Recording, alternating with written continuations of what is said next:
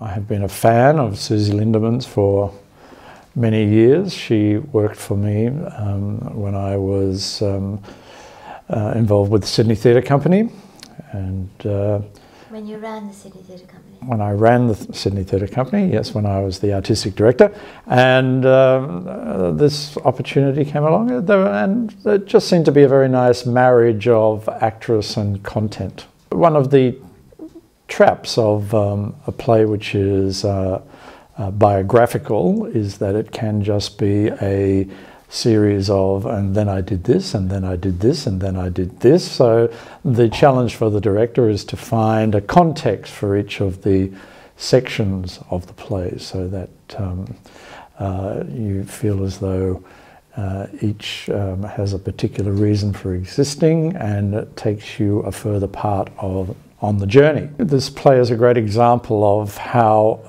sometimes actors can lose their humanity, but they actually find it very difficult to find the border between who they really are and who they pretend to be. Sometimes art and life just mash together, and I guess that's kind of a madness that comes with being somebody who plays fiction for a living, who lies for a living. I like to actually play with the two areas. We are in Paris, so it seemed logical to accentuate some of the connections between Vivien Leigh and French culture and the French language. She went to finishing school in Paris, and a lot of the work that she did in her career had French connections in terms of the playwrights and the people that she worked with. So it just seemed a natural marriage of English and French. I'd like them to appreciate the reality behind the celebrity of this woman, Vivien Leigh, that it's a very interesting and quite dark story, but I'd also like them just to relate to it in terms of if they've ever had a broken heart, if they've ever found the one true love of their life and have lost them. I'd like them to feel some sort of empathy with this woman who clearly was greatly disturbed, distressed by the loss of the greatest love of her life. Vivien Leigh était une femme comme personne d'autre. J'avais 12 ans. On m'a donné une bibliographie de Vivien Leigh. Tout à coup, elle est entrée dans ma vie. Cette pièce, Les Rotulari, écrite de Donald MacDonald, et Donald m'a montré, et j'ai pensé à Donald, je l'adore. Est-ce que ça serait possible pour me lire? Et donc, c'était un grand plaisir de travailler avec ce texte de Donald MacDonald. Je trouve que, parce que je travaille à Londres, et toujours à Londres, il y a une culture de West End, et Laurence Olivier et Vivien Leigh sont toujours, surtout Laurence Olivier, ils sont toujours les étoiles, les lumières de ce théâtre.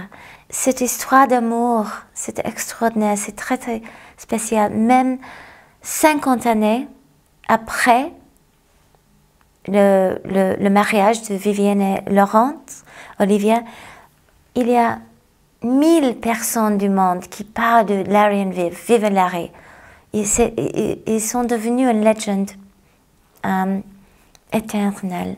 Et pour moi, c'est un plaisir de faire un peu d'hommage de cette légende d'amour et aussi de talent. Mais aussi, c'est une histoire un peu secret parce que c'est une histoire d'une malaise, d'une maladie qui était très inconnue, et en fait personne a compris que Vivien, ces moments de colère ou d'être étranger, c'était à cause de ces maladies. Elle avait bipolar et aussi tuberculose. Je prends la voix de Vivien.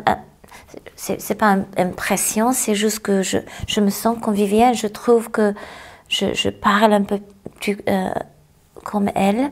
Et si je parle sans la voix de Vivienne, le public ne voit pas le Vivienne. Notre Vivienne, je veux dire. Et comme mon metteur en scène, Wayne Harrison, a dit, c'est intéressant que dans Le Titolare, Vivienne joue dans une pièce de Giraudoux qui s'appelle Duel of Angels. Et c'était Jean-Louis Barrault qui était son metteur en scène. Donc pour Vivienne, le français a vraiment changé sa vie.